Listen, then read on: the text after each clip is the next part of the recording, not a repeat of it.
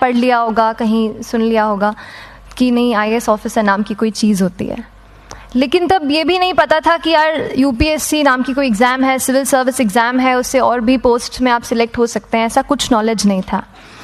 जब मैं अपने कॉलेज लेवल में आई, जब कॉलेज में एडमिशन लिया, मैंने भोपाल से ही प्राइवेट इंजीनियरिंग कॉलेज से केमिकल इंजीनियरिंग किया है, और उस दौरान मुझे जब मैंने सोचना शुरुआत की कि क्या बनना है, कंटेम्पलेट किया कि एग्जैक्टली क्या करियर चाहती हूँ, तो लगा कि यार कहीं जो पुरानी ड्रीम थी, एक जो सपना था, वो अभी उसको सामने लाना चाहिए। फिर इस बारे में और पढ़ा, और तब खान स्टडी ग्रुप भोपाल में सेंटर वहाँ पे जैसे शुरू हो गया था, तो मेरा जो फाउंडेशन कोर्स है मैंने वहाँ से किया। और इस एग्ज़ाम के बारे में जो चीज़ें मुझे 1-2 साल में समझ में आई हैं, वो कुछ चीज़ें मैं आपसे शेयर करना चाहती हूँ।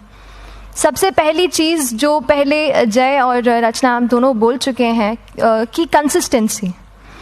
आप अगर दिन में, कई बार हमसे सवाल पूछते हैं कि आप कितने घंटे पढ़ाई करते हैं, तो देखिए घंटे मैटर नहीं करते।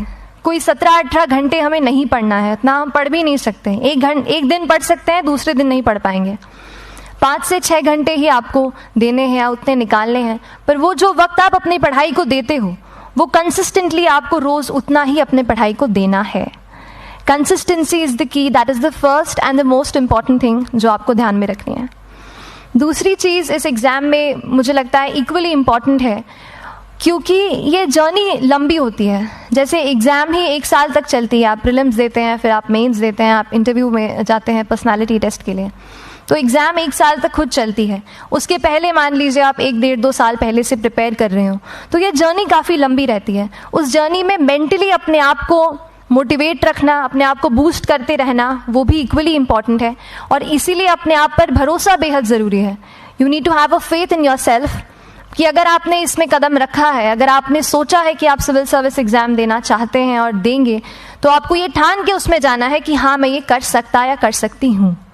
ये एक अपना मोटिवेशन, अपने साथ एक फेथ, बिलीफ अपने ऊपर आपको हमेशा रखना है।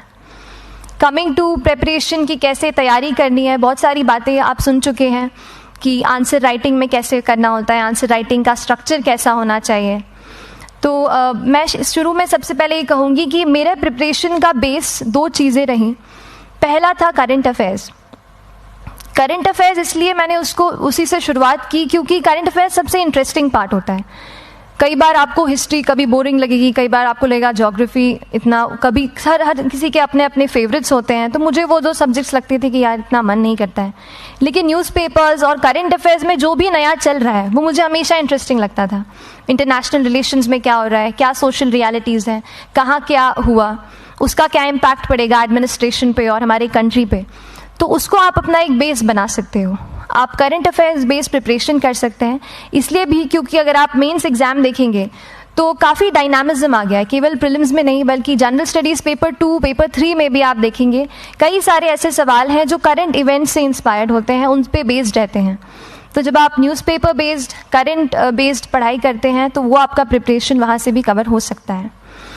दूसरी जो चीज़ मैंने जिस पे बहुत फोकस किया वो थी आंसर राइटिंग।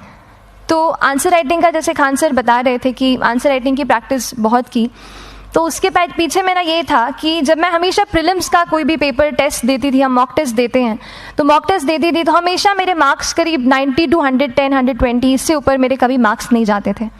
तो मुझे हमेशा ये डर था कि यार प्रीलिम्स में कहीं मेरा कुछ, क्योंकि कट ऑफ भी इसी कुछ रेंज में जाता है, तो हमेशा लगता था कि यार कुछ गड़बड़ यहाँ ना हो जाए। लेकिन जब मैंने आंसर राइटिंग की और मेंस एग्ज़ाम के बारे में जाना, तब मुझे लगा कि आंसर राइटिंग एक ऐसी चीज़ है, मेंस एक ऐसा फेज़ है सिविल सर्विस एग्ज़ाम का जहाँ पे आप अच्छे से तैयारी कर सकते हैं। And if you have written the answers, if you know कि you have covered the points well, if you have included उसमें कुछ आपने facts, international reports, government schemes, आपने कुछ ऐसे उसमें सॉल्व भी डाला है, तो जो रिजल्ट आएगा वो सेटिस्फैक्ट्री ही आएगा, अच्छा ही आएगा। तो मेंस एक ऐसा पार्ट है जिस पे आप काफ़ी बैंक ऑन कर सकते हो। मैं जब पर्सनालिटी टेस्ट भी मैंने दिया तो इस बार भी आप नंबर्स देखेंगे तो आसपास की रैंक के हिसाब से मेरे नंबर्स उसमें कम हैं, लेकिन it is just the general studies and the answer writing part, जो मेंस के जो वो है मार्क्स हैं या मेंस का जो एक फैक्टर रहा, वो मेरे लिए सबसे ज़्यादा इंपॉर्टेंट डिसाइडिंग फैक्टर रहा है। तो अपना एक्सपीरियंस यही बताऊंगी कि आंसर राइटिंग पे आप विशेष फोकस कीजिए। जैसा स्ट्रक्चर आपको बता ही चुके हैं कि इंट्रोडक्शन में कैसे आपको शॉर्ट रखना है, बॉडी एंड देन कंक्लूजन। उसमें छोटी चीज़ जैसे मैं अभी मेंशन कर रही थी, आप एक इंश्योर कीजिए कि देखिए जो भी एग्जामिनर आपकी कॉपी चेक कर रहे हैं वो दिन में 10, 15, 20 कॉपीज चेक कर रहे हैं, तो उन सब से आपको अलग कैसे आप अपनी कॉपी दिखा सकते हो, ये चीज़ आपका प्रेजेंटेशन और आप जिस तरीके से आंसर लिखते हो कंटेंट को, वो मैटर करेगा। आप इंश्योर कर सकते हैं कि आपके आंसर में कुछ फैक्ट्स, गवर्नमेंट की स्कीम्स, कुछ कमिटीज़ बैठती हैं, जैसे एक प्रिवेसी पे justice BN Shri Krishna committee की रिपोर्ट आई है, तो आप मान लीजिए आपको कोई प्रिवेसी पे सवाल आ गया तो आपने उन कमेटी का नाम कोट कर दिया। ऐसे बहुत सारी कमिटीज़ होती हैं।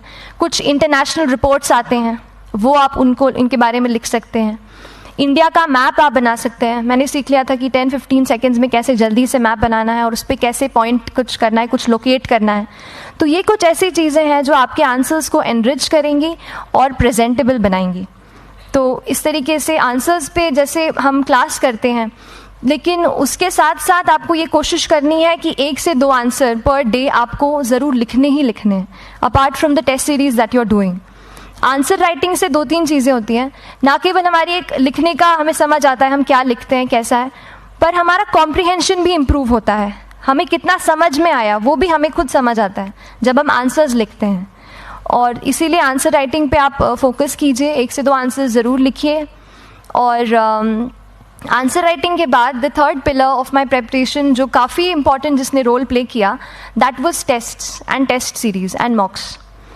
देखिए हम पढ़ रहे हैं यहाँ पर, I will also come to the point कि हम कैसे दिल्ली, भोपाल और इंदौर में प्रिपेयर करके बिना दिल्ली जाए हम कैसे कर सकते हैं, I will come to that point.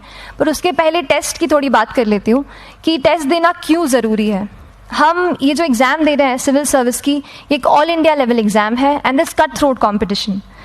तो उसके लिए आप केवल पढ़ते रहे, सारी बुक्स, मटेरियल्स, स्टैंडर्ड ये करंट का सब पढ़ लें, लेकिन अगर आप ये नहीं जज कर पाए कि आपका क्या लेवल है at an all India level, तो चीज़ें समझ में आप नहीं, मतलब आप आगे नहीं बढ़ पाएंगे या सही डायरेक्शन नहीं पकड़ पाएंगे। तो इसलिए आप टेस्ट से घबराइए मत। कई बार टेस्ट का इनर्शिया होता है, ऐसे लगता है कि जब तक पूरा सिलेबस कंप्लीट नहीं कर लूँ तब तक टेस्ट नहीं दूंगा, लेकिन सच में बात ये होती है कि जब तक हम GS के मतलब पेपर देने अंदर भी घुसते हैं ना, तब भी उस सेकंड पे लग रहा होता है कि कुछ छूट गया है हमारा। तो ये चीज़ होगी ही, इसीलिए ये मैं कभी मत सोचिए कि जब तक पूरा सिलेबस नहीं कर लूँ टेस्ट नहीं दूंगा। जैसे आपका एक थोड़ा बेस बन जाता है प्रिपरेशन का, आप टेस्ट दीजिए, चाहे वो प्रीलिम्स का MCQ का टेस्ट हो या मेंस का राइटिंग स्किल की प्रैक्टिस हो, टेस्ट पे आप फोकस कीजिए। उसके बाद टेस्ट केवल देने के लिए नहीं देना है, उसको एनालाइज भी अच्छे से करना है। When you get the answer hints, when you get the answer keys, analyse properly कि आपकी क्या गलती हुई है और उससे भी सीखने की कोशिश कीजिए कि क्या कुछ नया मुझे इस टेस्ट पेपर से या इस आंसर कॉपी से मिल सकता है। तो इस तरह से टेस्ट पे भी आप फोकस कीजिए। And I will come lastly to the point कि जब मैंने प्रिपरेशन शुरू की थी अपने कॉलेज के 2nd ईयर 3rd ईयर आते आते, तो मन में बहुत सारे फियर्स थे। मैं भी एक नॉर्मल फैमिली से हूँ, मेरे फैमिली में किसी ने आज तक सिविल सर्विस का पेपर भी नहीं लिखा था, तो मन में बहुत सारे फियर्स थे, डाउट्स थे, क्या होगा, कैसे होगा। तो हो सकता है आपके मन में भी ऐसा हो। और हम जैसे यहाँ रहते हैं, हम सोचते हैं कि दिल्ली जाना तो सबसे ज़रूरी है, उसके बिना तो ये एग्ज़ाम हो ही नहीं सकती। तो उस पर मैं एक चीज़ बताना चाहूँगी कि जैसे KSG जैसे इंस्टीट्यूट हैं, जो फैकल्टी भी हमें वही मिलती है जो दिल्ली में पढ़ा रहे हैं, तो ये एक बहुत पॉजिटिव पॉइंट है कि क्वालिटी का कोई दिक्कत नहीं आएगी। बस एक चीज़ है, आप ज्वाइन करते हैं class, that will only provide you a direction. वो आपका रास्ता दिखा सकते हैं आपको कि इस रास्ते पर आपको चलना है, लेकिन चलना उस रास्ते पे आपको खुद है। You have to work on your own. कभी ये मत सोचे कि मैं वहाँ नहीं जा पा रहा हूँ तो नहीं हो सकता, यहाँ है, तो हम एक्सक्यूज़ेस बनाते हैं। कई बार चैलेंजेस आते हैं। तो मैंने कॉलेज के साथ प्रिपरेशन की, तो उसमें भी काफ़ी दिक्कत आती थी। कभी कभार कॉलेज की एग्ज़ाम होती थी तो इसमें मैं अपना उतना वक्त नहीं दे पाती थी। तो उस मोमेंट पे फिर प्लानिंग ने मुझे बहुत हेल्प किया कि हम किस तरीके से अपने कॉलेज के एग्ज़ाम के लिए प्लान कर लें। जैसे मैंने इंजीनियरिंग की है और मुझे पता है कि हम इंजीनियर्स 1 महीने से ज़्यादा पहले से पढ़ते नहीं हैं। पढ़ते हैं क्या? तो वो चीज़ आप ध्यान रख सकते हो, उसको अपना स्ट्रॉन्ग पॉइंट बना सकते हो। 1 से 1.5 महीना जब exam is approaching, I used to plan my entire syllabus का प्रिंट आउट निकाल के I used to make my notes, उस तरीके से उसको मैं उसको संभाल लेती थी। तो whenever you are managing those things together, focus on planning, किस तरीके से आप एक माइक्रो प्लान बनाएं, अपना डेली एक प्लान बनाएं, वीकली टारगेट सेट करें और एक ब्रॉड विजन दिमाग में रखें कि ब्रॉडली आप मंथ्स में क्या कवर करने वाले हैं। अगर आप प्लानिंग अच्छे से करते हैं तो ज़्यादातर पोर्शन आपका वहीं से कवर हो जाता है, और जब आप टारगेट्स बनाते हैं, उनको टिक करते हैं, तो एक सेंस ऑफ कंप्लीशन भी आपको मिलता है कि yes I am on the right path और मैं सही जा रहा हूँ या जा रही हूँ। तो इस तरीके से प्लानिंग पे भी इक्वली फोकस कीजिए। एंड बस यही सिंगल बिगेस्ट मैसेज मेरी तरफ से यही रहेगा कि आपने अगर ठान लिया है, अगर आप सोचते हैं कि आप ये एग्ज़ाम क्रैक कर सकते हैं, तो आपको रोकने वाला और कोई नहीं, आप खुद ही हो सकते हैं। तो खुद आप अपनी रुकावट कभी मत बनिए, एक्सक्यूजेस मत बनाइए। ऑब्स्टिकल ज़रूर आएंगे, उन्हें आपको चैलेंज करना है। Challenges are meant to be challenged. तो सही तरीके से अपने ऑब्स्टिकल्स को हैंडल कीजिए, और इस एग्ज़ाम में अगर आप सही स्ट्रैटेजी रखते हैं तो आप अपने एक अटैम्प्ट में ही इसको क्रैक कर सकते हैं। एंड एनीवेज आप जो भी अटैम्प्ट नेक्स्ट रखते हैं, दिल में यही रखिएगा कि जो ये मेरा नेक्स्ट अटैम्प्ट होने वाला है, ये मेरा बेस्ट अटैम्प्ट होने वाला है। कभी भी इस एग्ज़ाम को हाफ हार्टेडली मत दीजिए कि चलो दे के देखता हूँ कैसा है पैटर्न का एग्ज़ाम का। अगर एग्ज़ाम का पैटर्न देखना है ना, तो घर पे 3 घंटा टाइम लगा के एग्ज़ाम दे दो, बस केवल पैटर्न देखने के लिए एग्ज़ाम अटैम्प्ट मत कीजिए। जब आप एग्जामिनेशन हॉल में जा रहे हैं या कोई अटैम्प्ट आपने सेट किया है, तो अपना सब कुछ उस एग्ज़ाम को दीजिए, अपना टाइम, एनर्जी, फोकस, जितना भी करेक्ट आप उसमें पॉजिटिविटी डाल सकते हैं उसको दीजिए, एंड पूरी तैयारी के साथ ही इस पेपर को दीजिए, and I am sure that you will succeed. So till then, all the very best to you.